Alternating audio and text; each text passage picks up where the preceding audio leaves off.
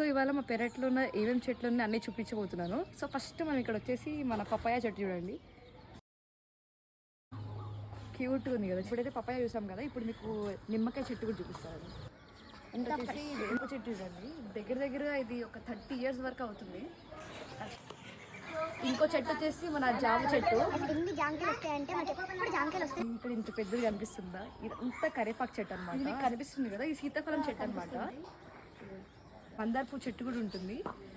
And ఇక్కడ వెంటనే మనకి ఒక్క వేపాకు చెట్టు కాదు, మా పెరటి చుట్టూ దగ్గర దగ్గరగా 3-4 వేపాకు చెట్లు ఉంటాయి. 3 ఉంటాయి అనమాట. ఇక్కడ ఒక జామ చెట్టు ఉంది, అక్కడ ఒక వేపాకు చెట్టు ఉంది, మళ్ళీ ఇక్కడ ఒకటి పడింది, ఇక్కడ ఒకటి పడింది.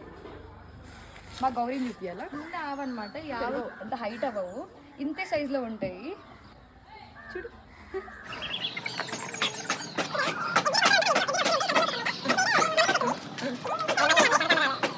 That's it for the vlog. Bye.